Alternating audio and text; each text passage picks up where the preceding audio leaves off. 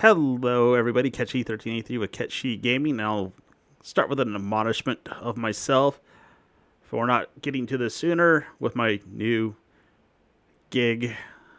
It just makes me physically tired, and I only have a few hours to do a couple of things. And when I do have days off, admittedly, I've been focusing on Mario Kart World and Donkey Kong Bonanza, along with being an artist for a friend's game, and we'll see how that goes. I need to ask him questions, but he never seems to want to talk about it. So hopefully I'll just start cutting it down even more. I mean, I already had to, but damn, this chapter, in terms of footage, was 2.5 hours long. So I rewatched what I did and stuff like that to refresh my memory. I mean, it really doesn't take much since I just recently played the game. It's kind of memorable, but not for good reasons. So this chapter starts off with Nick back in the lab, and Niles trying to console him with an abrupt end with Niles giving him a useless gun. Then Nick goes to talk with Dr. Mech about the cutter he captured. I'll just let Dr. Mech do the talking. See this thing? This Latar shouldn't exist. How do you mean? The torso is torn open and this thing's still alive, without any aid from me. How is that possible? Don't ask me. I had to cauterize the wound just to keep it open. There are organs that make no sense. No brain, no heart, nothing. So is there anything you can tell me that can help? This thing is unlike any life form that I've seen, and I've seen over 5,000. Slip on some gloves if you think you can do any better. All right, what about that bile growth I keep seeing? Have you even looked at the sample I gave you? From what I can tell, it's some kind of accelerated virus. A big pulsating virus, but one just the same. One odd thing. There are proteins in its makeup. Human proteins.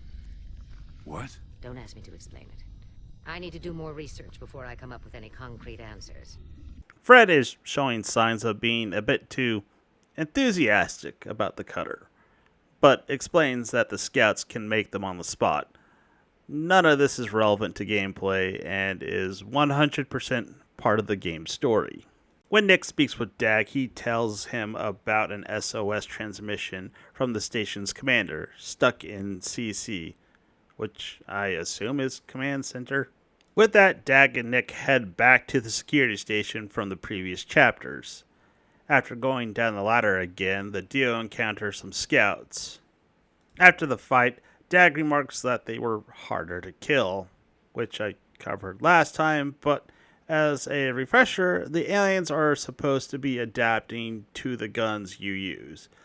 But all that happens is the cutters change colors and take more bullets to kill till you upgrade your gun. Dag then goes through a door behind you and teleports to the other end of the corridor. I'm being a bit facetious there. They just show him going through the door, but they clearly moved him a vast distance down the corridor by the time Nick came through, so you can watch this devastation. And I can't help but think back to the beginning of the game when the Brute caused a lockdown of the sector, but nothing happens here. With the path blocked off, even though Nick could just duck under it, he has to find a way around to meet up with Dag. Now Nick has to trick his way through parts of the station that are covered in the fleshy material. This is purely cosmetic and has no effect on Nick, although there is sort of a fleshy, squishy noise that occurs now in place of the humming. At this point, yes, there have been little corridors and stuff you can go down, but this one's a little bit more important because I start to grab parts for a very specific gun, along with as many health packs and healing items I can find. You can also see behind these little clear membranes cutters just hanging there, as well as parts of humans. After reaching Dag, he manages to not shoot at Nick, for once. And they go into the security room and they recover more of the message from the commander. And I'd like to add they actually kind of made him look like Michael Ironside circa 2003. While in the security room, an SOS from Life Systems comes through, with Dag staying behind because he has clearance to the security codes and all that other fun stuff. Now, I always pointed out the music and the background noise in this game, but at some point, Nick goes into an elevator and there's a drastic change in the music. Elevator malfunction in shaft 3A. Shit.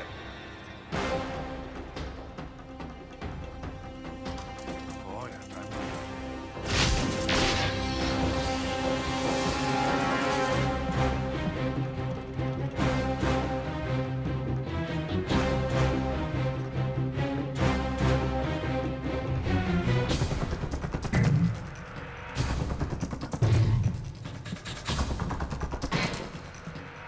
For whatever reason, the developers used a fast paced music score to emphasize the need to get out of there, although Nick's escape from the elevator shaft is exceptionally slow, with there being almost no danger in any shape or form of him dying to the goo in the bottom of the elevator outside of you not hitting the A button pushing up on the analog stick. Unfortunately, like I said before, it was made for a CRTV, and so you really can't see the gooey part. Once Nick escapes the goop enveloping the lift, and he is complete and total ass to Niles for reasons, with the excuse of being on edge. I mean, the whole entire space station's being enveloped by a viral fungal growth, and everything out there is trying to kill them, and there might be the last survivors on the station. But yes, Nick, go ahead and make excuses for being a complete total dickhead.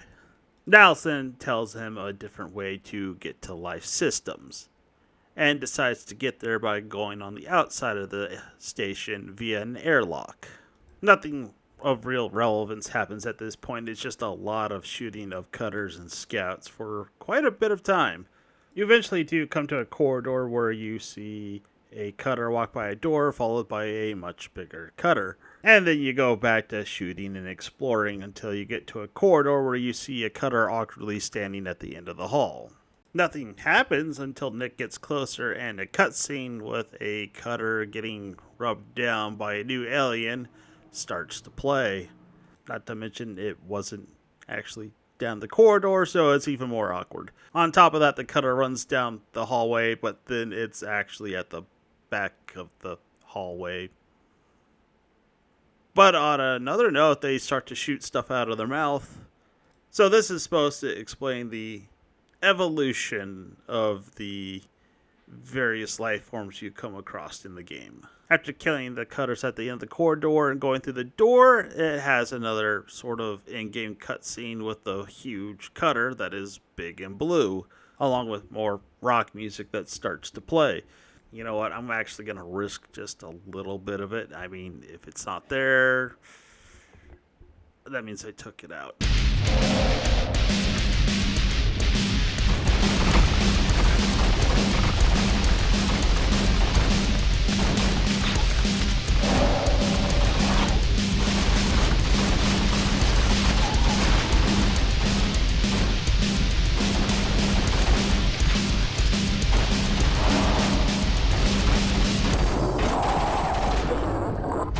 This is the chapter's boss, and it's a bit of a pain in the ass, to say the least. It will rush Nick and knock him down. At least it actually touches him, unlike the last boss. But there are still some issues. It will then run away and jump up to platforms and guard with its arms, making it invulnerable while ads drop from the ceiling. Not a problem, and I have nothing against ads in boss fights, but the cutter stops guarding and then starts shooting an AoE gas cloud at Nick. But it will not take damage even though it puts down its guard. On top of that, that gas cloud has a very large hitbox. It's actually bigger than what's animated on the screen, and it hurts a lot. The only thing that would have made this boss more BS is if it was super accurate. Well, at least they're consistent on their hitboxes in some regards. So the boss can only be damaged when it jumps down and rushes Nick. As soon as it jumps up on one of those platforms, it can no longer take damage. On top of that, when you kill it, there's just nothing there, no fanfare, no cutscene. just kind of dies. I mean, I guess it's a smooth transition from the end of the battle to just regular gameplay.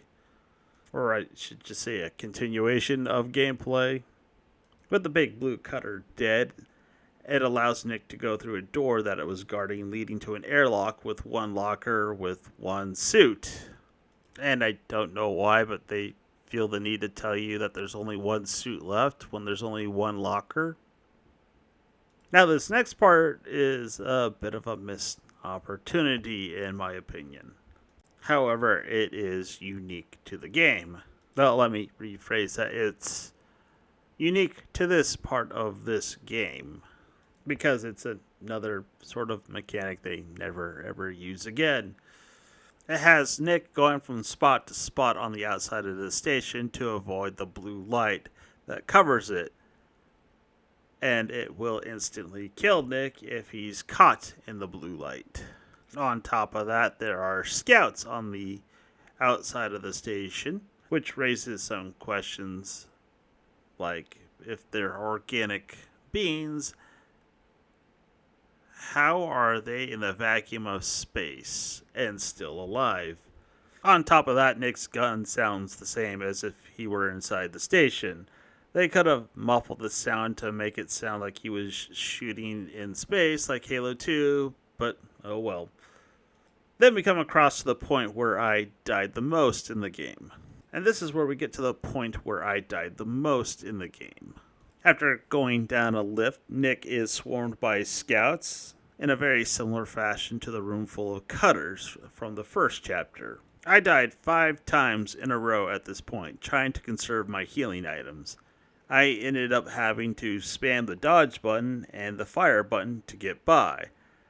This one time, the dodge seemed to work. This is the obligatory section of the game where you go through a part of it where mutated plants try to kill you. In this case, they actually don't. I kind of am under the impression they were supposed to, but they just never did. And I kind of thought that because the plants will rotate when you walk by them.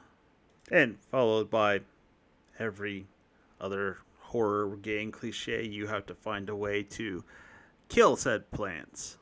On top of a new enemy type that spawns in the game, they shoot these little spikes. And these little spikes hurt like hell. And the shields do jack all to protect you from said spikes. Anyways, after running around all over the place, I finally find a hallway where you find the one and only Bawls vending machine for this chapter. I actually kind of went out of my way to look for some balls. That sounds really dirty. But unfortunately, after putting some keywords together, it finally gave me a indication that they were out of stock, which I'm guessing they're not going to sell them anymore, or at least not in the region I'm in. So we'll see if I might cave in and order some online. I'm a little hesitant because they're glass, and I've only had bad experience with glass being shipped. But I'm bound and determined to taste at least one Bawls energy drink. So back to the game.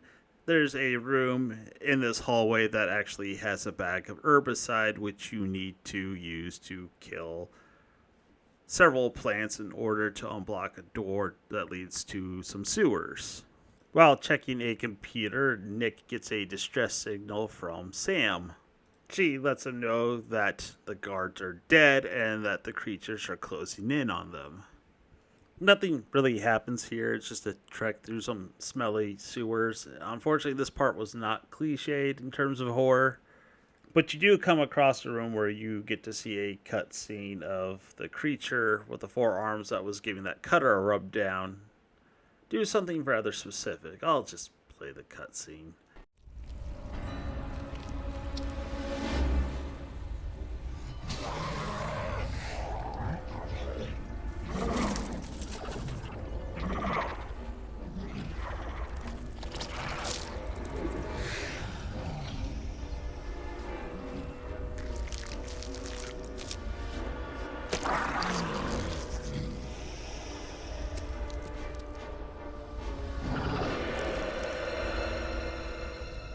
stay out of sight.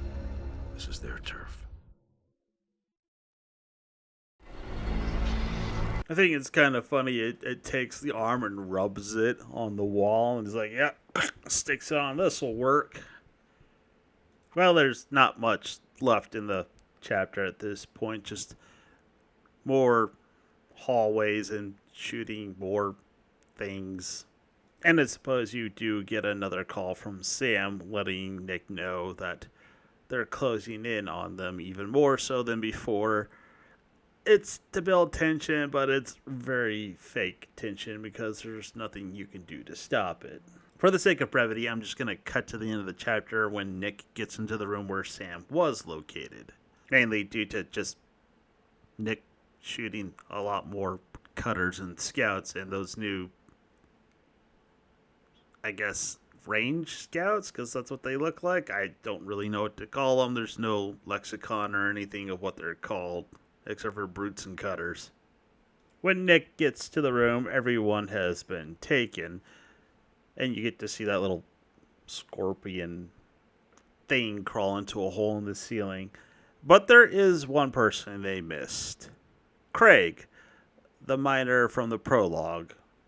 After cussing out Craig and asking what happened, Nick goes and picks up Sam's ring, and that ends the chapter. Anyways, if you made it this far, thanks for watching.